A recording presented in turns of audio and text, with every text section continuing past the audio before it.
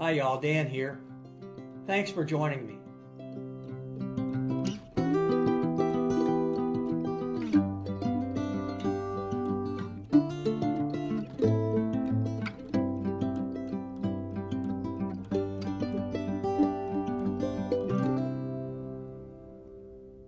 Well, hey y'all, thanks for joining me. Today we're going to do the shakedown inspection. I gotta quit doing that. Shakedown inspection is when I take and sort of lay out all my gear as I get ready for the mission. In this case, the mission, of course, is the Appalachian Trail. And all my years in the Army before deployment, we would take all of our equipment out, our personal gear, and we'd lay it out on our poncho, and we would do a shakedown inspection to make sure that we had everything that we would need. So come along with me today. I hope this is helpful for you. I know it will be a great help to me just for one more time to see all that I have and to know that everything has a place. Probably the best advice I can give anyone. I'm not an expert on this. All of this equipment I bought, and I have learned by trial and error, many errors, a lot of trials, and I hope that what I have learned can sort of help you prevent some of the mistakes that I've made. So let me just show you now what I have and what its purposes are for. We'll start on this end. This is all part of what is called the Big Three. The Big Three, of course, is my backpack, my shelter, and my sleeping system. We start with my backpack. What I carry is an Osprey. It's a AG 65 liter backpack, and it has this rain cover that is designed to fit over the pack when it's raining to help keep everything dry.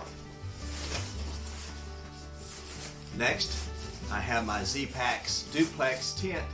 It's made out of Dyneema, and it is a trekking pole tent, which means that it's pitched with my trekking poles. Weighs about a pound. Very nice tent. Really like it. This is my REI Igneo 17 sleeping bag. It's a 600-pound fill of duck down, and it has a polyester cover. It's supposed to be water resistant to keep the down from getting wet. Down, when it gets wet, of course, it loses all of its insulation factor. So we do everything we possibly can to keep our down equipment dry. And so this fits down in the very bottom of my backpack so that it has a triple layer of covering for it to keep it dry. And then I use this Sea to Summit silk sleeping bag liner. In addition to the sleeping bag liner, I have my big Agnes Ultra Air Core insulated sleeping pad. This is an air mattress that I blow up. Has an R factor, I think, of 4.5. The challenge with this on the tent floor is that it tends to slide around. So I have this 8-inch foam pad. This comes from Gossamer Gear, and this stretches out. I use it as a seat pad. I use it as a lounge pad if I want to lay down and take a nap in the day. But then also this goes under my sleeping pad to keep me from sliding around all over the place. And then finally, for my sleep system, is my little pillow. This is a little inflatable Outdoor Vitals ultralight pillow. I've used it, and it works very well for me. This is my Big Three. And the combined weight of my Big Three items is 10.11 pounds. This is the heaviest part of my gear. To move on down the line, next I come to really my outer layer of clothes. There's several things here. The strategy for the trail is to stay as dry as you can for as long as you can, and to stay as warm as I can for as long as I can. For warmth, I have this Decathlon down jacket. This is an 800 duck fill down jacket, and it has been wonderful for me. I also have a pair of New Balance gloves. These are supposed to be water resistant. Again, nothing's waterproof. When you're in the rain for 4 or 5 days straight, things are going to get soaking. So these are thin slit gloves, very warm, very nice, have a grip on the inside, and then it has the touch screen capability on the fingers. About 40 degrees, those get to be pretty warm. So I have these little thin black diamond thin gloves, because when I was a young lieutenant, my hands got frostbite, so I'm very sensitive to the cold in my hands. So these little thin gloves work excellent from about 35 degrees up. And so when it's still a little bit too cool for my skin, I'll be wearing these. This is my Wandering Monk neck gaiter, and you'll probably see me have this on, especially early in the mornings when it starts out very cold. But when you're hiking, as you know, it warms up pretty quickly, so this will end up coming off and going back into my bag. It's my little small neck knife that I wear. Use this mainly for carving or for cutting open food packages, maybe slicing some cheese or slicing some summer sausage. And then this is my Gossamer Gear umbrella that mounts to my shoulder straps of my backpack and will keep part of my strategies for trying to stay dry as long as I can. To continue on with my clothes, in this 6-liter bag I have my base layer, which is a merino wool long pants and a merino wool top, a pair of socks for sleeping in at night. Those would be my sleep system. Then on top of that I have 2 pairs of underwear, 2 t-shirts that are the wicking New Balance t-shirts, and then another pair of darn tough socks that I would use to change out in. My entire clothing system, when I count my gloves and my socks, my underwear, base layers, my rain jacket, my puffy jacket, all of those turn out to be 3 pounds 14 ounces. Next we move up to my cooking system. This is all placed in a little 3-liter stuff sack. In here I have a koozie, a 650 milliliter Tokes titanium cooking pot, my MSR Pocket Rocket camp stove, a collapsible cup, a little scrub pad to clean my my pot with after I cook, and a lighter, and that's all that's in this little bag. The weight of my cooking system is 8.4 ounces. From there I have just a microfiber towel that I use that I can clean this condensation off of my tent, or I can use it to wash up myself. And then for my my toiletries, if you will, I have this bag, and in it is my my deuce of spades, which it weighs less than, well, it weighs about 1/2 ounce. Also in here I have some bug spray, some hand sanitizer, toilet paper, and then something that I'm going to try different this time. I'm going to try to reduce the amount of paper following the leave no trace principles, and rather than having to pack out toilet paper, I want to try this and see how it works. But this is a little backpack bidet that sticks into a water bottle. Next up, I have my water filtration system. I shared this to you in a previous video. I'll leave the link for that up here, and you can see that it packs up very nicely. I do put it in a Ziploc bag just in case any water leaks. I don't want any water getting in any of the other things in the pack. I also have my maintenance kit. It's in this little Dyneema stuff sack that I got from Hammock Gear. Just to show you a couple of things that are in here.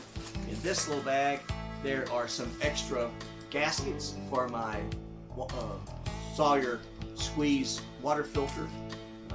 They tend to fall out sometimes, so I want to have some extra gaskets, and I borrowed enough that in case someone else finds themselves in a bind, I would have enough for them. In here also is some tenacious tape and some Dyneema repair tape to fix my tents or anything that my equipment that might get damaged.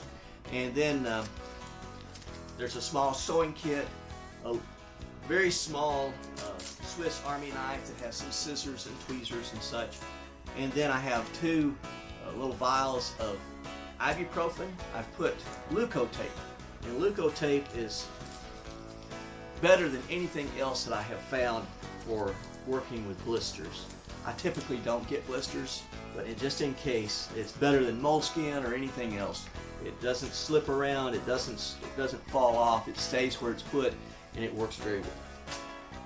So those things go into my maintenance bag, which also I have in here is my toothbrush and toothpaste and all the things that I need to take care of me.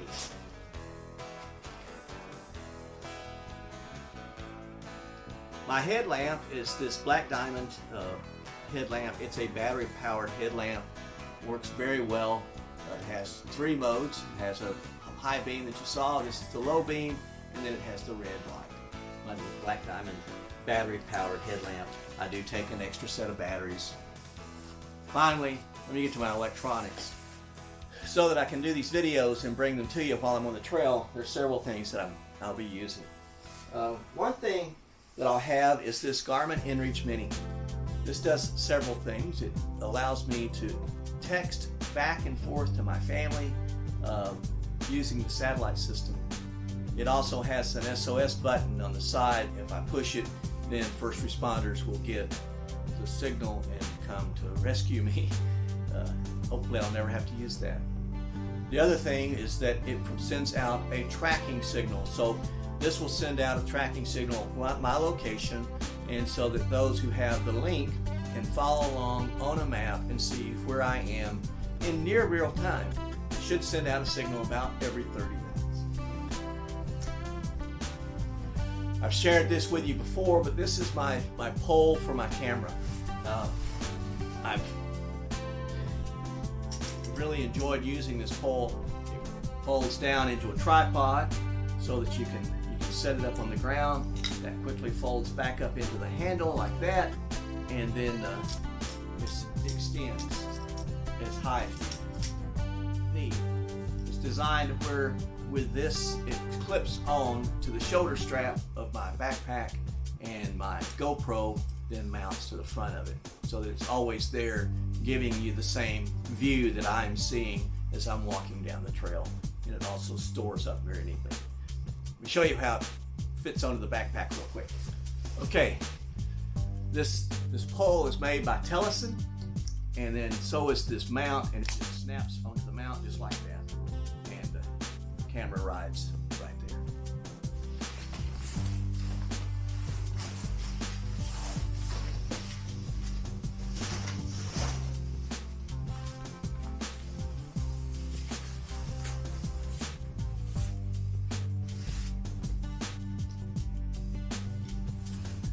Like everyone, I have my cell phone.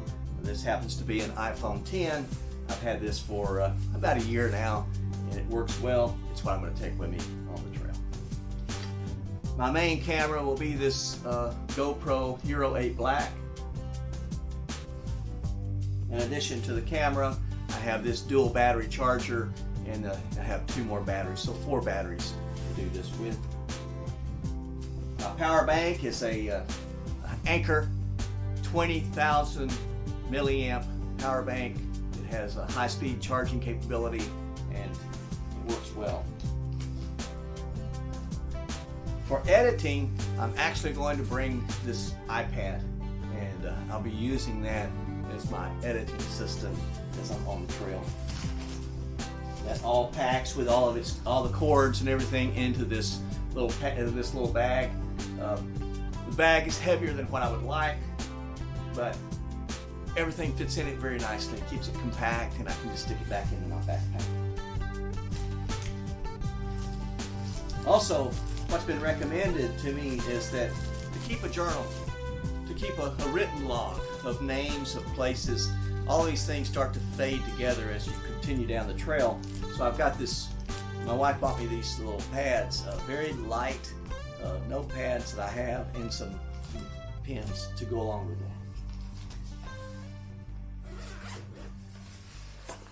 Typically, I don't send things back and forth, but for the seasons, I just carry it all. The one thing that I probably will send back, but I'll carry this in the beginning as I go through the Smoky Mountains, are these crampons, and I'll be wearing them when it gets icy and snow-packed ice on the trail. You may be asking, what's all that weigh?